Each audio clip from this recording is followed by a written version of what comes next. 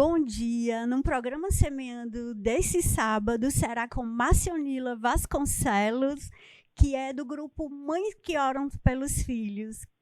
É um presente, ela tem muito a falar sobre a família, sobre sua vida desde a infância, junto com as orações. E hoje ela chegou e fala em vários movimentos. O que você tem a falar para nós? Abençoado dia. Eu nasci em uma família católica, desde criança participando na igreja Nossa Senhora dos Remédios. Lá participei de um grupo de jovens com a irmã Letícia e sempre gostei de estar próxima a Deus, participava de coral, jograis. E quando casei, continuei a levar meus filhos a Deus. E a nossa experiência é simplesmente linda, porque pequenininhos, eles estudavam no Shalom e eu colocava no som a música do Padre Marcelo para despertá-los. Tem anjos voando neste lugar. Então eles acordavam louvando a Deus, tomavam banho ouvindo louvor, íamos para o colégio rezando o Santo Terço. Olha que bênção. Crianças já rezando o terço, aprendendo e sempre entregando à Mamãe do Céu e ao Papai do Céu o dia, as bênçãos, as alegrias. Então, mães, desde pequenininhos eu acostumava, nunca deixe o sol se pôr sob a tua ira. Se tinha alguma desavença, antes de dormir, vamos conversar. Então, conversávamos nós três, nunca bati nos meus filhos. Eles ficavam para pensar o que não tinha sido legal. Então, sempre antes de dormir, se tivessem discutido, eles se abraçavam, porque o amor não é um sentimento. O amor é um mandamento ensinado por Jesus e nós temos que praticá-lo primeiro em nós, cuidando de nós, que somos templo do Espírito Santo, e assim levar o amor à nossa família, para que os nossos filhos já levem para outras pessoas, pedindo sempre ao Senhor a graça de por onde passarmos, levarmos amor pelo caminho. Então, eles foram crescendo na graça, veio a adolescência. A adolescência é uma fase mais difícil, mas que nunca nos afastamos do Senhor, nunca, jamais. Participamos de retiros juntos, participamos da Santa Missa juntos. Engraçado que alguns padres dizem assim, é a família maravilhosa, porque é muito difícil uma mãe estar com os filhos. Mas nós estamos juntos, graças a Deus, nessa caminhada. Digo a vocês, não existe perfeição no nosso relacionamento. Ele é permeado de amor, de respeito, de carinho. Somos pessoas diferentes, mas o que nos faz continuar com esse amor no aprendizado da vida é a perfeição divina que habita em cada um de nós. E eu sou extremamente grata a Deus pela oportunidade de estar com os meus filhos junto comigo. Participamos juntos de um grupo de intercessão online que o Senhor suscitou ao meu coração para criar em 2018. Eles são intercessores comigo, louvado seja Deus. Temos também o Projeto Misericórdia, que em 2016 o Senhor também suscitou ao meu coração, eles junto comigo. Mães que oram pelos filhos, para mim, é um presente grande de Deus.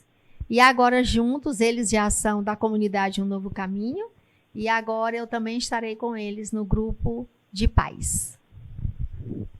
Que graça, né? Ter os filhos acordando e dormindo, louvando a Deus e agradecendo, né? Colocando em prática os sacramentos, né? Sim. Que eles, com certeza, a primeira Eucaristia, comunhão, e como é importante a presença dos filhos com os pais na Santa Missa, né? Com a Isso é mãe, muito porque eu sou importante. divorciada.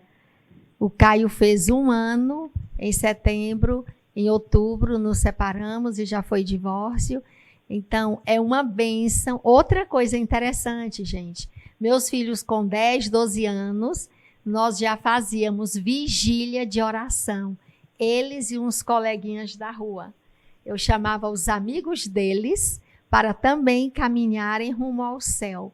Então, passávamos de 10 da noite às 6 da manhã, um grupo de crianças e mães em oração. Então, assim, é maravilhoso. Louvado seja Deus Louvado por sua seja vida, Deus. pela vida dos seus filhos, pela caminhada de vocês. Que linda. Amém. Que E também ainda hoje temos a oração em família diariamente. E só para encerrar, uma dica que eu dou para vocês. Seja um exemplo, porque é o exemplo que faz com que nossos filhos amem a Deus, amem a Nossa Senhora e os tenham como centro de sua vida. É maravilhoso. Algumas vezes nós colocamos uma cadeira vazia para orar. Nessa cadeira está Jesus. E lá nós vamos falando para Jesus dos nossos erros, das nossas dificuldades, omissões, falando da nossa gratidão e nos pedindo diariamente que nos transforme onde precisamos de mudanças. Amém? Vamos amar, porque o amor é tudo. Amém, amém. Nós só temos a agradecer. Muito obrigada pelo seu sim, por tanto ensinamento. Muito obrigada. Que o Senhor nos abençoe grandemente sob a proteção de Maria Santíssima. Amém. No segundo bloco, Afonso Ibiapina. Olá, eu sou Diego Amorim, jornalista, e quero falar para vocês um pouco sobre a Luminus Play. Realizar o trabalho com podcast aqui na Luminus tem gerado vários resultados no nicho do meu trabalho. E se você também deseja conhecer mais um pouco do que é a Luminus Play, os trabalhos que eles realizam aqui, você pode entrar diretamente em contato com eles pelo Instagram, Luminus Play, e conhecer um pouco mais de tudo que é feito aqui, como podcast, vídeos institucionais, videoaulas, clipes, como também VTs para empresas. Isso você encontra dentro do processo do que é feito diariamente com essa equipe profissional e que leva o resultado que a sua empresa deseja. Luminus Play, dando um play na sua ideia. Acesse @Luminus Play Produções no Instagram, Facebook e YouTube. Luminus Play, dando um play na sua ideia.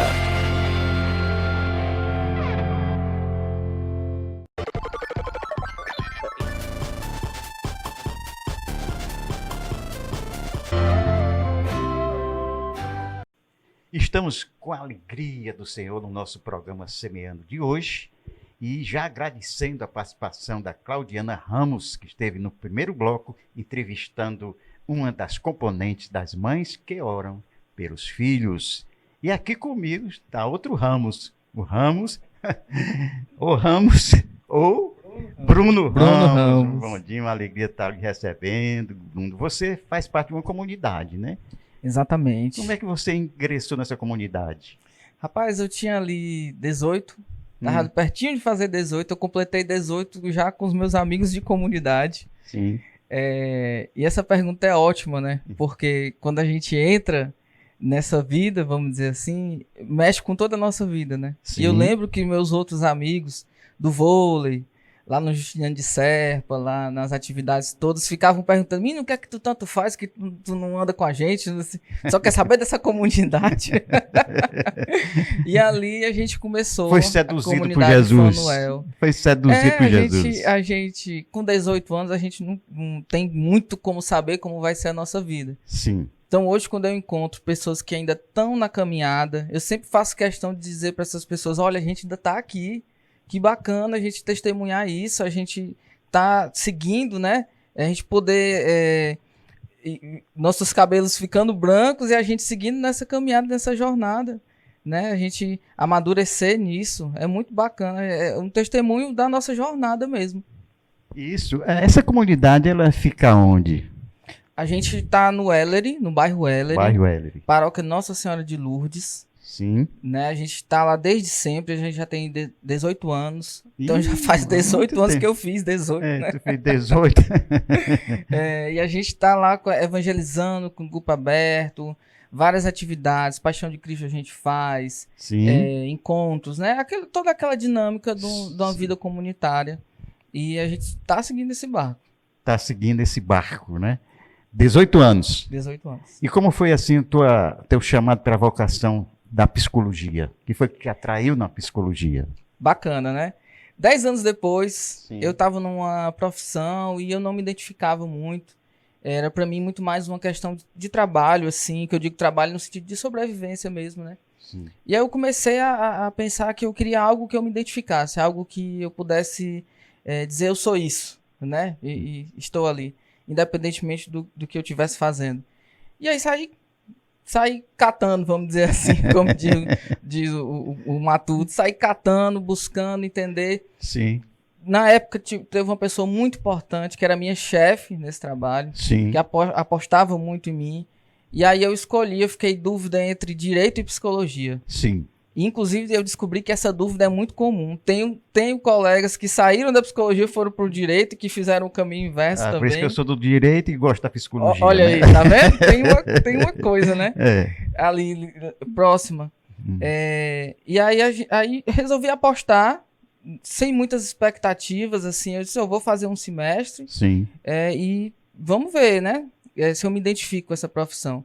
Mas tive a sorte, a alegria muito grande de dizer é isso que eu quero fazer na minha vida como profissional. Como profissional psicólogo. E Exatamente. É um psicólogo cristão, né? Uhum. Que tem em mente também no coração o Espírito Santo, né? Sim. Então você tem essa força que é o Espírito Santo, que ajuda também no seu trabalho como psicólogo, né? Como é que você vê agora a humanidade, as guerras, depois da pandemia, a saúde mental, como muito se fala? Como é que você, como psicólogo, poderia falar sobre isso? É muito boa a sua pergunta, né? Eu acho que a psicologia, ela é uma profissão, ela é uma ciência também, ciência e profissão, e ela tem esse propósito de ajudar na vida, né? Dentro da psicologia, não sei se você sabe, existem abordagens, Sim. várias teorias e tal, e a abordagem que eu mais me identifico é a psicanálise, apesar de eu não ler só isso. E o Freud, ele tinha essa proposta de dizer assim, olha, a psicanálise é para quem quer cuidar da sua vida, não só de uma parte dela. Então, nós temos o que falar também sobre o nosso mundo, Sim. né? O que contribuir sobre essa visão. Eu acho, Biapina, que a gente está num período que desafia a nossa humanidade, o nosso valor enquanto ser humano, a dignidade humana, Sim. como tanto a igreja coloca a dignidade humana, a dignidade da vida. Isso está muito comprometido no nosso tempo, né? E isso gera essas ondas de violência, essas ondas de corrupção que a gente vê, porque a vida deixou de ser o principal valor. Sim. Ela não é mais aquela ponto de Minerva que define como eu vou agir, como eu não vou agir. Entraram outros valores em jogo. Sim. Então a gente vê a guerra avançar, porque a vida deixou de ser mais importante. A gente vê a violência avançar porque a vida deixou de ser mais importante. E é interessante que a gente estava conversando sobre religião alguns dias atrás, Sim. né? E se trouxe isso, uma certa ideia de uma perseguição à religião cristã. E aí eu colocava assim, olha, eu acho que não é só a religião cristã. A religião em si, ela está comprometida porque o ser humano está comprometido. E a religião, ela invoca um valor do ser humano, né? Então, ela acaba sendo comprometida junto com esse valor da vida. Nós precisamos resgatar a sacralidade da vida. Nós precisamos resgatar esse valor diferencial do ser humano, enquanto ponto principal da nossa política, ponto principal até mesmo das nossas empresas, nossas empreitadas, das nossas decisões. É claro que a fé deve também contribuir com isso, Sim. né? Mas que quando o ser humano está ameaçado também, a fé, a religião estão ameaçadas. E aí a gente sente essa aridez, Sim. a gente sente essa dificuldade tão grande de estar aqui. Você vê o seguinte, estamos se aproximando do nosso programa, o último programa do mês de novembro, né? Estamos já se aproximando do advento do Natal. E realmente essa época de Natal é uma época também que as pessoas sentem solidão, depressão. Pessoas talvez que durante o ano fez um projeto e nada deu certo, né? Como é que você vê isso também? E qual palavra você daria para esse povo assim? A gente tem que aprender a sonhar. Eu acho que a gente se perdeu Sim. disso. Essa coisa que eu tô falando de aprender a sonhar é o quê, né? É a gente compreender perdas, a gente compreender derrotas, vamos dizer assim, que isso faz parte de uma caminhada, né? A gente tá num mundo onde tudo tá na palma da nossa mão. Sim. O meu consultório hoje tá aí no seu bolso também. Eu atendo online, então é dentro do celular, né? E o escritório do advogado também, dentro do bolso. Então, hein? E aí a gente meio que perdeu essa coisa de construir algo e de falhar também, né? Faz Sim. parte da construção. Então a gente chega no final do ano, tem aquela pressão para bater metas, né? A gente começa a procurar fazer... Começa logo um movimento assim, eu vou começar a planejar o ano que vem, né? E aí a gente nem acabou esse, né? Estamos aqui, faltam alguns dias, né? Faltam mais de um mês. E a gente já está pensando no próximo, muito como uma fuga também, para dizer, não, próximo ano eu vou... Aí a gente começa a planejar, né? Próximo ano eu vou fazer isso, eu vou fazer aquilo, faz aquela lista. Sim. Muitas vezes não realiza a lista, ou a lista se torna um terror, que a gente fica preso naquilo, fica limitando a vida da gente. Uhum. E aí é preciso a gente compreender essa dinâmica mais ampla do viver. Sim. A vida ela não pode estar resumida a simplesmente sucesso e produção. Eu não posso medir a minha vida apenas pelo aquilo que eu acumulei ou pelo aquilo que eu realizei. Aquilo que eu não consegui realizar também é importante para que eu progrida. Eu gosto de brincar com o pessoal dizendo assim, o problema é que a gente fica adulto. E aí, depois que a gente fica adulto, a gente fica besta. Ninguém pode mais cair. Mas a gente esquece que quando era criança, a gente aprendeu a andar de tanto cair. De tanto cair. Tem um filósofo que ele diz que andar é o ato de você evitar cair. Evitar cair. A gente vai ficando meio besta, né? Ninguém quer mais tropeçar, ninguém quer mais cometer uma falha. Sim. Ninguém quer, e a gente pensa que nada mais pode nos atingir. E até um desafio para nossa própria confiança. Nós, aqui falando num contexto dentro da igreja, Sim. nossa confiança em Deus. Sim. Né? Porque muitas vezes aquilo que nos acomete, ele tem um pano de fundo. Então, aquela depressão, aquela ansiedade, ou aquele acontecimento, a perda de alguém, ela tem um pano de fundo. Ali eu perdi também algo meu. Sim. Entende? E aí é nisso aí onde a gente vai trabalhar dentro de um consultório, numa terapia, onde a gente vai trabalhar para que eu possa entender o que foi meu, o que foi perdido, o que é meu que está me atingindo. Então ali entra impotência, sensação de desamparo, todas essas coisas profundas, como você mesmo falou, Sim. que estão ali como pano de fundo para o nosso sofrimento.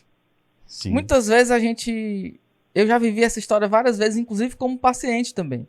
A gente bate na porta de um psicólogo, de uma psicóloga, Sim. buscando ajuda para X. Mas a gente vai depois descobrir que tem Y, Z, A, B, C. É o alfabeto todo, né? Lá atrás que a gente nem percebeu. Aí o X deixou até de ser importante. Sim. Porque a gente descobriu uma coisa mais profunda ainda que vai fazer uma mudança maior na nossa vida.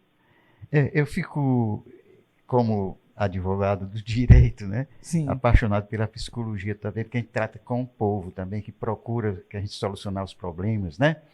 Trabalhei muito na área de família, nas separações, no divórcio e tal. E então é preciso realmente que a gente tenha essa luz de Deus para que nos dá o discernimento para a palavra certa, o momento certo das pessoas quando nos procuram. Por exemplo, nós tivemos esse tempo que passou da pandemia. Quem assistia televisão via covas abertas, pessoas morrendo. Constantemente, né? Repetidamente. Repetidamente. o comércio fechou, o mundo parou, foi uma coisa horrível. Muitas pessoas morreram, muitos perderam entes queridos. O que você diria para essas pessoas que perderam seus entes queridos naquele tempo e até no momento que agora?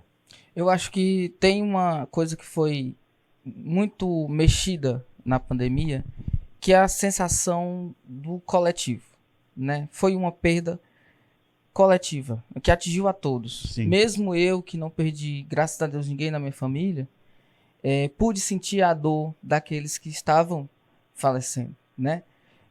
E aí tem uma coisa na pandemia que muitos especialistas chamam de pandemia 4.0, ou quarta onda, ou quinta onda, Sim. que são esses efeitos de nós termos passado tudo isso. Afinal de contas, foram anos de restrição social, a gente ser impedido, às vezes, até de encontrar um parente nosso, por causa da nossa segurança, sem contar essa sensação constante de que estávamos em risco de falecer, né? Que o risco era esse. Então, o que eu tenho para dizer é que a gente precisa trabalhar ainda isso. Sim. A gente virou uma página, né? Mas na nossa mente a coisa não é tão desse jeito. A gente vira a página, volta a trabalhar, volta tudo, mas você pode perceber que ainda ficou aquele resquício. Sim. E aí, uma das coisas que faz a gente sofrer são exatamente esses resquícios não trabalhados, não elaborados, não ressignificados, que ficam lá fazendo como se fosse um efeito e a gente não compreende. Então, muitos sofrimentos que têm surgido são decorrentes desse período, de situações que a gente não foi permitido, a gente ainda elaborar uma compreensão, né? Uma das coisas que você sabe que eu trabalho é a questão da morte e do luto. E a morte é uma coisa que ela exige muito da gente porque ela não tem compreensão na nossa mente. Sim. A gente não consegue abarcar o que é não existir. Mesmo quando a gente pensa na morte, a gente está presente pensando. A gente, eu sonhei que eu morria, mas você sonhou, você está lá vendo, né? A gente, na nossa cabeça não tem registro da nossa própria morte. Sim. Então a gente sabe da morte pelos outros. A gente sabe que morre sabendo que os outros morrem, tendo notícia, né? A gente criança e alguém morre, aí alguém conta pra gente. Hoje em dia, né, o pessoal diz, virou estrelinha, não sei o que, foi pro Papai do Céu. Então a gente vai tateando ali para compreender esse momento. Sim. E aí é preciso um trabalho que a gente chama de ressignificar, onde eu vou dar o meu próprio significado para aquilo que eu não entendo. Sim. Tem uma história que eu adoro, que eu escutei de um rapaz da comunidade Recado. Sim. Que eles tinham um trabalho de visitar a família de alguém. Você perdia um parente, por exemplo, eles iam visitar aquele serviço da comunidade, fazer aquela oração, dar aquele apoio para o membro da comunidade. Esse ministério realmente é importante, né? Fundamental, né? Fundamental, Nesse momento é fundamental o apoio, essa presença, e nós, como igreja, precisamos assumir essa vocação do cuidado também que nós temos, né? E aí esse rapaz dava esse testemunho, vamos dizer assim, de que ele sempre falava, ele fazia orações, ele dava ali uma palavra de conforto, citava alguma coisa. Só que aí chegou o dia que o pai dele faleceu. Sim. E ele disse que o pessoal foi fazer o serviço também no velório. Sim. E ele disse, eu não escutava uma palavra.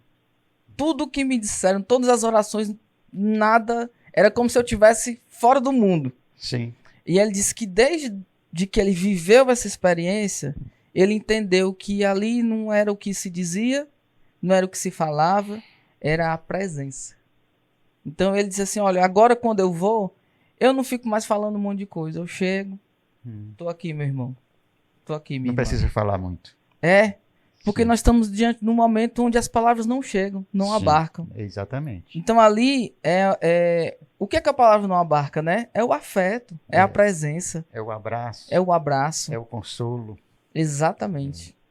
Exatamente. É aí que a gente trabalha, nesse campo difícil, mas onde é possível fazer alguma coisa. Mas vamos falar de vida. Isso. O Bruno Ramos, você é casado? Sou casado. Há quanto tempo? Eu casei agora em julho. Olha aí, Júlia, recém-casado, né? Recém-casado. A sua esposa está por aqui? Tá sim. É. A Jéssica tá Então a aqui. gente vai encerrar o programa. Eu queria que como é o nome dela? A Jéssica. Jéssica. É. Eu queria convidar a Jéssica. Cadê ela? E vem aqui, Jéssica. Eu quero lhe conhecer. E o povo também. Recém-casado, sim. né? Sim. Aí você pode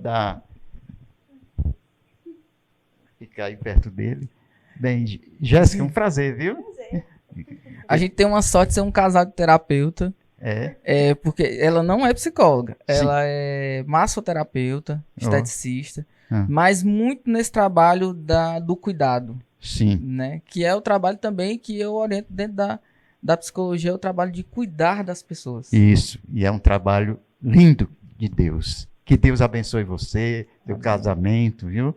Uma alegria ter vocês aqui, né? Principalmente estamos se aproximando do final do ano. Como vocês recém-casados, qual a mensagem vocês dariam para os noivos e os namorados? Como psicólogo, né? Como psicólogo também, né? Rapaz, o fim do ano me lembra muito A gente tem aquele período natalino. Muita gente diz assim, parece que o clima fica diferente. É isso. A gente fica até mais bondoso, Isso é uma realidade para muitas pessoas, mas para outras não. E aí, às vezes, tem uma pressão que gera um sofrimento, assim. E aí a gente sofre porque, eu tô mal, justo nessa época onde tá todo mundo bem, né? E é sempre bom a gente lembrar que essa sensação de estar mal nesse período lembra uma sensação de estar sozinho. Só que você não está sozinho nessa, nem todo mundo fica bem.